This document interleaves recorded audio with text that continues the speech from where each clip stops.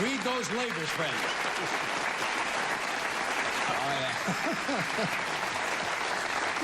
Silly time. Moon must be starting to get full. I've known Mel Brooks for over 20 years. He is one of the most inventive, bizarre, mad, stream of consciousness people I know. He's a writer, of course, actor, producer, director, a hassock. He has a new movie opening tomorrow in which he co-stars with his wife, Anne Bancroft, called To Be or Not to Be. Would you welcome Mr. Mel Brooks?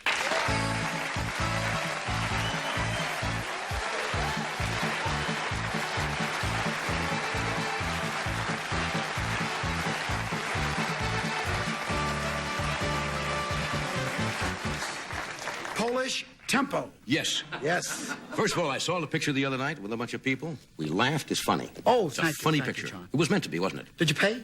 No. Oh. I don't like It that. hasn't opened, you're already counting the box office. No, well, you know, you never know. Yeah. Was this an expensive picture to make? I mean, This picture cost over $450. Yes. And I suppose when you put the color in there, I mean, The color was another $100. I mean, it never stops costing money. These pictures cost a lot of money.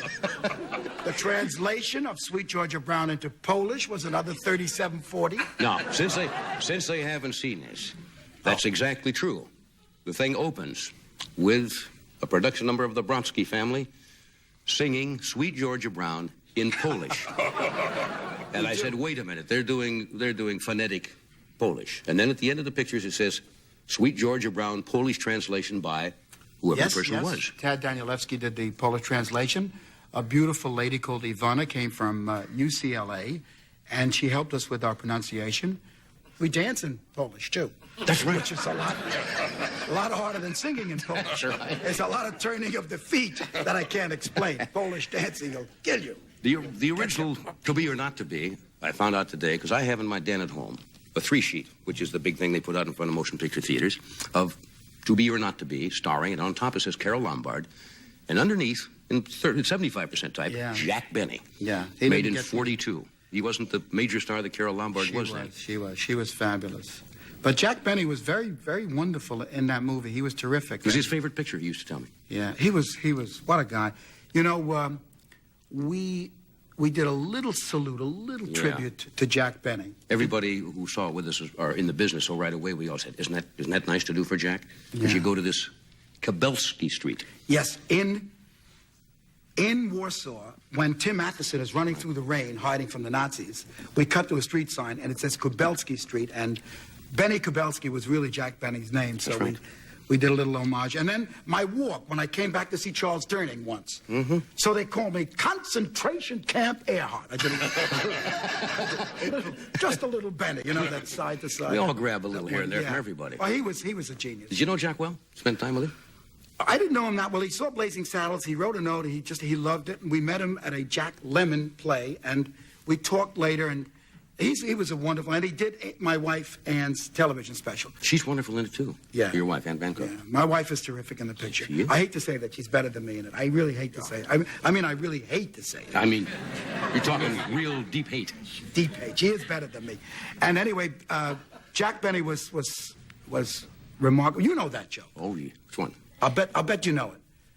You know, he was a victim of George Burns. You know, George Burns used to persecute him unmercifully. He would tear him. He would just make Jack Benny laugh at the wrong time. And one time Jack Benny was opening at a show on Broadway, and George got up in the second act. He stood up and said, "Laundry."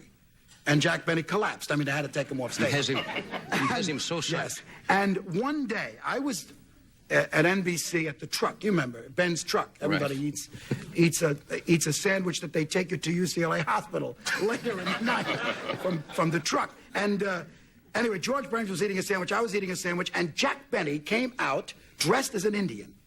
Dressed as an Indian with full feathers, fringes, beaded moccasins, war paint. And he walked to Ben's truck to get a cup of coffee. And George Burns looked at him and very quietly said, "Hi, Jack. Working?" 19 times falling down. He couldn't go back and do the show. My favorite, when we quit, Freddie knows it, was it Jeanette MacDonald who sang? They were going to Jeanette MacDonald's house one night. And George says to Jack, "You know, Jack, it would be very embarrassing if when Miss MacDonald got up to sing, you would laugh." That's all he said to him. After dinner, somebody says, "Jeanette, would you sing?" And Jack on the floor. Of course. We'll take a break. We're coming right back. Out of program.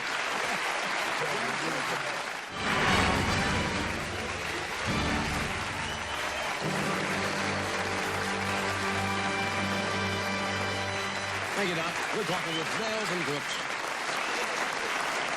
about his movie, To Be or Not To Be. Of course, you do the soliloquy. Yeah. Still playing the drum?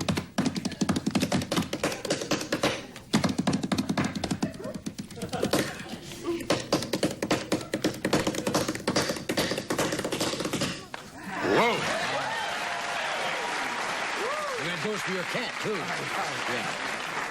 I can make a living at it, but he's very good. Yes, too good, yeah. Yes. To Be, or did you ever want to play Hamlet? You do the soliloquy, of course, in the picture, To Be or Not To Be. I've always wanted to play Omelet, never Hamlet. Omelet. Omelet is the Jewish version. That's right, Hamlet is, of course. I used to work years ago in Yiddish theater. There was a guy called Ben Whitler. Nobody knew his name, but he played Hamlet. Really? Yes. It came out of the Jewish word for I forget or I forgot is vergessen. That's the Jewish word. The guy came out on stage. It's true. He's playing Hamlet. Walks out with the knife and everything, and he says, in Yiddish, you'll know what this is in English because it's easy, even for you, you big guy. He walks out and he says, "Zu sein und nicht zu sein. Das ist die Frage." Vergessen! He forgot it. He forgot the soliloquy. He walked off. He came back on. Yeah. But I do it in the movie. And one of the jokes in the movie is, of course, I don't even get that far. Guy gets up and leaves. I go as far as to be or not to be, and then it all goes. Yeah. I mean, yeah. But I got Jack Riley waiting in the prompter's box to Do we have a small a clip, do we not? I want to explain a little about this. Why clip. don't you do that? My wife, Anne Bancroft, whose name is Anna Bronsky in the movie, is sort of having a romance with Tim Matheson. I think she still is. I Yes, swear to could God. be. They get wrapped up in those Never mind, pictures. we'll talk about this after the show. course. Who's the lawyer that worked with you? Well, I never. Anyway, I make a joke. My wife loves me, and I love my wife. Anyway, she is having this relationship with Tim Matheson, and the Gestapo arrests her, takes her out of the apartment. I come back to the apartment. I expect to see my wife in bed, and who do I find? Cut to Phil. Here it is. From To Be You're not to be. Sweetheart, sweetheart, sweetheart. So many hours with those Nazi censors. And there's some more bad news. They want us to cut out the gypsy number. It seems they don't like gypsies either. Oh, let's face it, sweetheart. Without Jews and gypsies, there is no theater. When this war is over, I'm gonna get you everything you need. You need a coat. You need a dress. You can see this. Oh, you need shoes. And you need a shave. I love this tape.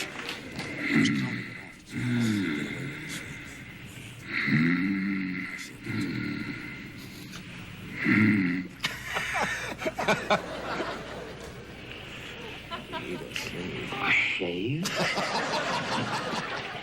Andre. Andre, wait a minute. What is Andre doing in my robe in my bed? Seletsky's here. Where? Who's Seletsky? Seletsky's here already? How? He came by plane. Are you sure? I was just with him in his hotel suite. What? And I'm going back there to have dinner with him. Good. Harpo Marx. Good. Who are you? Sabinsky. Sabinsky? Then who's Zelensky? Seletsky. He's a spy. I heard him talking with Earhart on the phone. Earhart? Yes, he's the head of the Gestapo. The Gestapo. You were right. Seletsky's got that list, and he's taking it to Gestapo headquarters tomorrow morning, maybe even tonight. List? What list? What are you talking about? What should I do? Go back as planned. The important thing is to keep Seletsky in that hotel. He mustn't get to Colonel Earhart with that list. Wait a minute. This man is so dangerous. Why are you sending her back? Somebody's got to stop him. Wait a minute. Now, look, Seletsky and Earhart have never met. If we could find somebody to play Colonel Earhart. A good actor. A great actor. A dead actor. Don't look at me. Don't look at me. Look at me. I like the cut. Look at me. You can't do that. He did it. It was fun. It was fun. That is what is called. Thank you. That is what is called a courageous double take. I mean, Yes. I mean, 3 snores. I took a long shave, time with yes. those after shave to fall asleep. Courageous. That was a long time. I enjoyed doing this picture. Yeah, it looks like- Alan Johnson directed me. Alan Johnson choreographed Springtime for Hitler. Alan Johnson is nuts. Yes. Anyway, he was one of, and he let me, he helped me take a lot of crazy acting liberties that I don't normally take, you know. But I played Colonel Earhart. I play Bronsky. I play Hamlet. I play dead Seletsky with a beard and a mustache. And I also play Hitler. That's right. One day, the commissary was crowded. We only had 20 minutes to eat. I took my generals that were dressed up. I swear, I'm not making this up. Let me see. I want to get my comb so I can prove it. Yes. This proves it. I went out like this, as Hitler. I went out as Hitler with my mustache and my hat, my uniform. All of us, the Nazi general staff, we went to the Apple Pandali on Pico Boulevard to have an apple pandali. Well, you never saw a service like that in your life. They were. Normally, you know, can I get you anything else, Mr. Hitler? More water, Mr. Hitler? I mean, we were in and out of there in about 10 seconds. I mean, but we really enjoyed it. You also got a home box office special out? Yes, it's Showtime. Showtime. I am doing a special on Showtime. It's the greatest acting of my life. I am playing a Jewish person. Yes. Because, you know, I'm not Jewish. I didn't know that. No, this is one of the great charades. What are you laughing? This is one of the greatest fabrications of all time. You're revealing tonight? I was 5'11", blonde, a Gentile with a perfectly little nose. I went into Mount Sinai for over 36 hours. They knocked the stuffings out of me.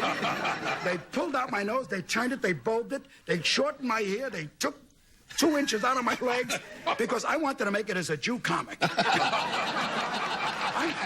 I knew I'd never make it. As a Gentile. No, as a Gentile. See what happened to you? That's right. And anyway, on the Showtime thing, You have a question thing from the audience, don't you? Yeah, it's an audience with Mel Brooks. I went to London, and all of these English actors ask me questions, and they say things like, Mr. Brooks, what do you do when you're attacked for being in vulgar taste, for having bad taste? I mean, how do you respond to that? I say, up yours! What do you mean? That's how I respond. What bad taste? What taste? I got good taste. I'll show you culture. Don't tell me, I'll tell you. Anyway, on the special, I was my wonderful Bulgarian self. Hungarian? What did I say? Yeah. I was my wonderful Hungarian self. And I did a lot of things that amused them. One of the things that really broke them up, I think I may have done it here once, so encourage me, so I'll do it again. Do it again. It was the Jews with the sour cream in the mountains after they ate sour cream. Yes. When Jews eat a lot of sour cream, they go to a place called the porch. They go on a thing called a rocking chair, and they rock back and forth. And they make a fatal mistake. They sing Dancing in the Dark in a high key. And this is a very dangerous thing for Jews to do because they've eaten a lot and they are subject to strokes and they shouldn't sing. Now, listen, Bing Crosby in 1928 sang Dancing in the Dark in the right key. He's the only one who could do it. He's the only one singing low enough to sing Dancing in the Dark. Didn't you tell me years ago? Even when they pledge, Jews pledge high. Yeah. $2 anonymous. And don't forget where it came from. Yes. Do the... You, when you worked the hotels, young, very young, right? Yes. You used to come out and you didn't really have an act, so you, what they call Tummel, just make stuff up, right? You did the man of a thousand, we introduced the man of 1,000 faces. Yes, it would puzzle them. It puzzled them. You know, Jews eat everything on their plate. They went up there, they ate everything. They're the greatest people in the world. They have heart, they have soul, they have time, they have a joy, a joie de vivre. Joie de vivre. Yes. The French have a joie de vivre. That's true. Jews have a anyway, and it's wonderful. But they expect to get everything. Right. They want an appetizer. They want the main course. They want a soup. They want a fish. They want dessert. They want a little pineapple. They want whatever they, you know. So I come out and I say, Mesdames et Messieurs, nous avons ici ce soir, or something like that. I'd say, ladies and gentlemen, we have here tonight, may I introduce Man of 1,000 Faces, right? And I'd come out. You figure by the third face they'd get it, they'd laugh, right? They want everything. They were waiting. I'd said, Man of 1,000 Faces. 1, 2, 3, 4, 5. I mean, how many faces can you do? Nothing. They're waiting for 1,000 faces. 18. 1,000 faces. 806. He didn't do 1,000 faces. He did 806 to hell with him. Let him go to hell. I ain't gonna see him again. 806 and he came in for $1,000. Yeah. Well, can I ask you one more question? Sure. You know, my mother thinks that all this is real. Really? Yeah, I just want to show her. Mom, look. Here, Mom, look. Mom, it's cardboard. Here, look.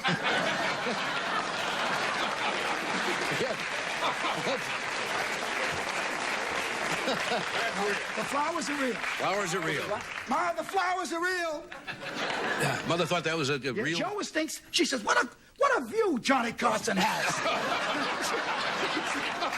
I said, he doesn't see Hollywood, it's cardboard. I don't believe it. Your mother's naive. And she asked me, do you pay Doc over 100? I said, he's over.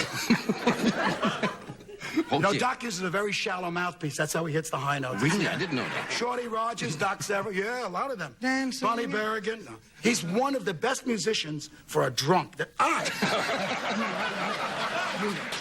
never seen. We got to take a break. Terry Garr's going to come out and join us, and why shouldn't you? Are you coming apart? No.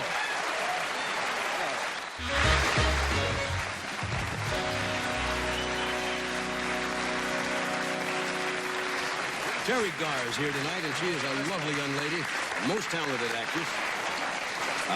Terry was nominated for an Oscar this year. She was also the co-star in the popular film Mr. Mom. Would you welcome Terry Garr?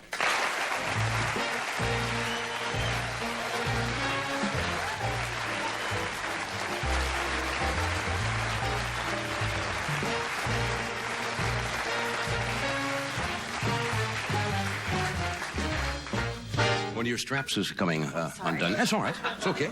Want to point that out? Thank you. How are you? Mom, she's got nothing in the back holding it up. How are you? Is that comfortable for you? Yes, I'm fine, thanks. I can't come out here after Mel Brooks and tell funny little stories. No, you come out and be charming. Okay, what should I tell? Recipes or something? Charming, like Dinah Shore? So, I mean, he's so funny. Is your insecurity complex starting with you again? I mean, No, well, why? it's not a You're lovely. You're question of- talented. You're pretty. Well, thank you. You know all those things going for you. You are prettier than I am. Yes. Taller and more talented. No. As a girl, no, for girl talents. Not for boyfriends. Chauvinistic, you see? No, I meant high singing, so, you know. Yeah. This is the attitude that Do you there is sing in at the all? whole world. No, not at all. Never. I was sang in Mel's movie, except that I Yes. had to be dubbed by someone who could sing. All Sweet Mystery of Life. Remember Young Frankenstein? Yes. At the end when she got... Oh, yes. Yeah, but we needed a shrill voice, and your voice was too pretty. That's why we dubbed it. He is the kindest Very man good I've recovery. ever worked Very for. nice. Tell them what I paid you. They'll find out how kind I was. $100 in cash. 100 in cash. That's about He it. slipped it in my hand on the side. That's what I got for doing the movie. Are you serious? No. Oh, I didn't think so. No. She got $1,100. You did a lot of movies when you were starting and not made much money at all, right? This was the first movie I ever did where I got my name up there and everything. The Mel Brooks movie. What was it called again? It was called Young Frankenstein. Ah, yes. Yeah. Yeah, here. Great movie. Somebody said that money wasn't particularly important to you, though. Well, it isn't particularly important to me. It does not buy happiness. That's That's true. the only statement You know, Freddie thinks that's funny. I think he does think it buys happiness. Yeah. But I don't think it does. Really? No. It buys a lot of things. Money buys girls for Freddie. That's what makes him happy. Now, you You see, see... very few people will go out to dinner and eat with him. You know, a lot of food falls out of his mouth. And he buys people to eat with him because nobody who isn't paid will eat with Freddie. Yeah, I know. It's disgusting. You know. He'll tell you he wears a bib. They give him a bib wherever he goes. I made it up, folks. He's clean as anything. What else do you want to know? I don't know. Anything. Okay. Well, you're making good money now, though. Yes, I'm making more money than I've ever made in my life. But doesn't that make you happier than when you were not earning any money? That's a hard question. What do you mean you'd rather be broke than have money? Oh, no, I wouldn't rather be broke, but, you know, responsibility comes with money, and a lot of my friends have started working and making money. They got business managers, and they invested in stuff, and pork bellies, and I don't know what the hell. And, I'm not good. I'm very irresponsible with my money, so I just save it, and I don't do anything with it. Did you make some good investments? Absolutely not. I've made the worst investments in the history of the world. Like what? What did you invest in? Well, well, first of all, real estate. Now, everybody knows that's a bad investment. People always say you should put your money in... No, I went wrong on some real estate property I bought. What'd you buy, in Lawrence, Kansas, or what? That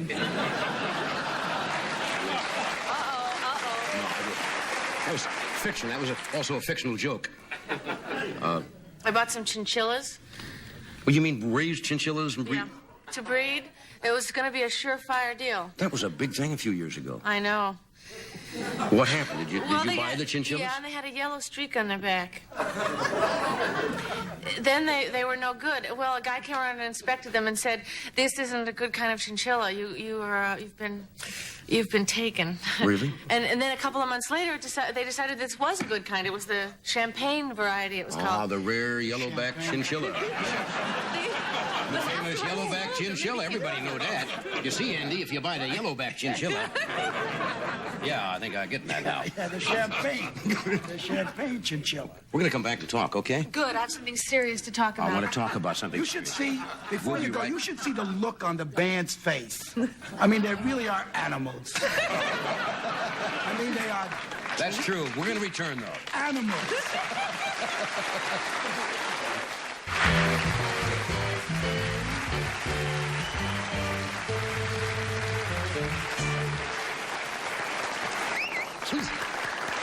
So there was an article somebody told me about you recently. Because you never know to believe the article. Said you were a dreamer.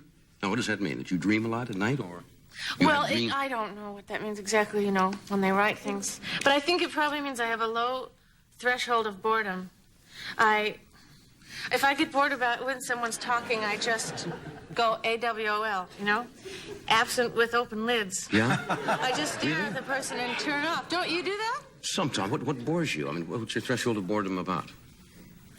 Well, you know, when people start talking, everybody's got their axe to grind. When they start getting on their axe to grind, I just want to go, uh-oh, this is a pitch. Yeah, what's the point? And I know I have to wait through a lot of stuff, so I just turn it off and wait till the end. Terry, that's called conversation. Yes. That's called communicating. Somebody says, I don't like white bread. You say, someone says, I like 7-grain sprouted wheat. You don't say, go to hell. You say, oh, that's it. Why do you like that bread? Right. You see it? Conversation. But would you like to be in that conversation? I mean, seriously, would you like to be in the conversation about bread? We would be asleep with Walt Disney in a frozen basket somewhere. If we got it right, if we turned off everybody who talked. You know how many people bore us a day? Oh, excuse me. Well, 1,600 people a day talk to me about things I could go. But I don't. Does you say, how are you? Conversation, you say back to them, and there's one hair sticking out of your nose. You talk back to them. That's a conversational gamble. Yes. Is it mainly men? Vocal ping pong. Yeah, men who do this? No, it isn't mainly men. It's just people. I mean, well... that pretty well I don't wraps it know. up. Men only. No. I guess my perceptions, listen, are very wrong, and I admit this. You know, I was in London recently. I'm going to try to make this brief. Okay. And This is about how my perceptions aren't correct. And I was going to do a job there, and I was doing costume fittings and pre-recording, and I was staying at this hotel. And every night I'd walk around the corner to go to dinner. And every night, somebody would go, "Oh, miss," and I go, he knows me from the movies or something, and I go, "Yes," and he'd say, "You want to come with me, and how much do you cost?" and stuff like, you know what I mean? Really? Yeah. Oh. So no, wait. So I think that I am. They do that to me too. No. Joe, And he's very cheap. they're very horny in London. All right, we'll be back. Stay where you are.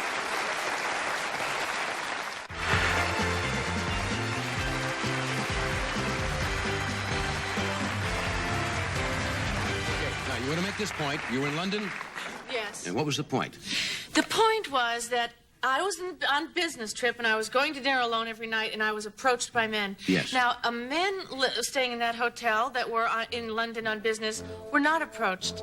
In other words, this wrecks my point totally. A woman alone is open for business. But a man alone is just a man alone. That's a good point. That's my point. So think it over. We'll see you tomorrow. Good night.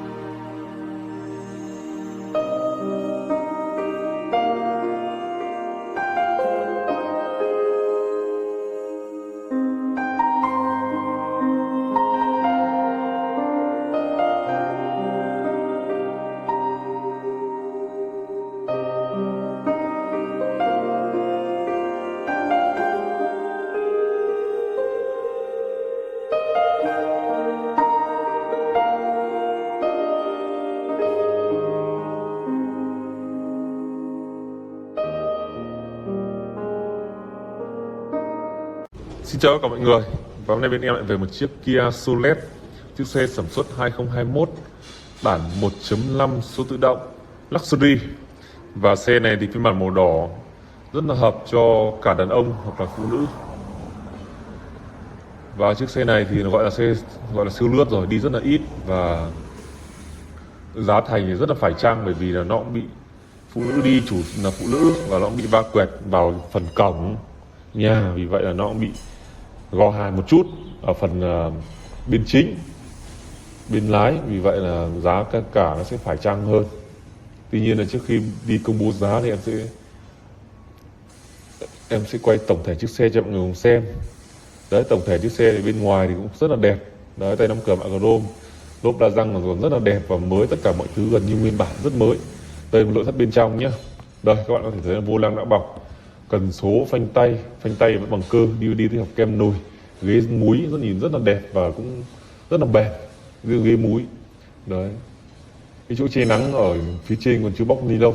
Đấy mọi người nhé, ra ghế múi thì rất là bền đấy. Con này thì loa, hệ thống loa nó cũng rất là ok, hàng ghế sau thì cũng rất là ok nhé, đều là ghế múi hết, rất là chất. Đấy, nói chung là mọi người cân nhắc, bởi vì là cái giá thành mà bỏ ra để mua những con xe như này rất là phải chăng, rất đẹp và vẫn có điều hòa ở phía sau luôn nhé. Đấy, chỉ hơn 400 triệu thôi. Đấy, một chiếc xe Kia Solet màu đỏ rất đẹp, bản Luxury. Con này thì thực ra cũng không phổ thông lắm, bởi vì là có một con là Ray là nó cũng đang cạnh tranh, vì vậy là cũng rất là không phổ thông. Tuy nhiên là với tầm tiền này tôi đánh giá cao con này. Đấy, đây bây giờ em sẽ quay tổng thể chiếc xe, mọi người cứ xem chi tiết, chốt được thì liên hệ với em. Xe bên em là chuyên ra các dòng xe nỗi đó, và thông thường có rất nhiều khách quen, người ta mua, người ta bán về vùng ngược cho các anh chị em ở vùng cao, vùng dân tộc. Đấy, vì vậy là bên em cũng khách quen rất nhiều, vì vậy ai muốn mua thì phải liên hệ sớm. Xe nỗi tùy, nếu lỗi nhẹ thì là giá cao, mà lỗi nặng thì đâm đụng vào sắt xi hoặc ngập nước, bung túi khí thì giá nó sẽ phải chăng hơn, chứ không, giá cả nó phải phụ thuộc vào chất lượng của xe.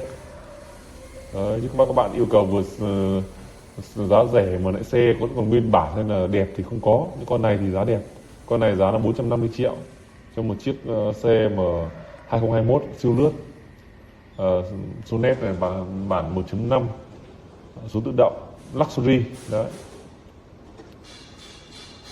em nghĩ là con xe này là 450 triệu hợp lý, bởi vì là nó chỉ bị ở sườn bên chính, nhưng mà nó chỉ bị gò hàn ở phần sườn thôi, ở phần đầu này, nhưng mà nó không hề là ăn vào phần sâu vào sắt xi hay là vào vấn đề gì cả.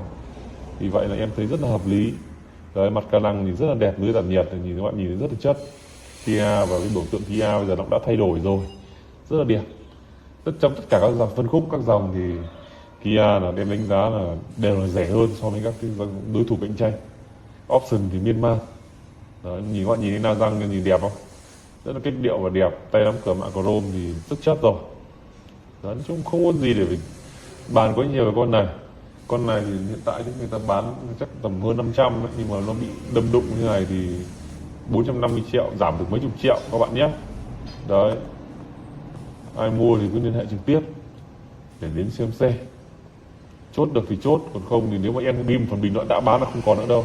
Vì vậy là các bạn phải liên hệ sớm với em nhé. Và xin chào tất cả mọi người, một chiếc xe rất là chất đấy.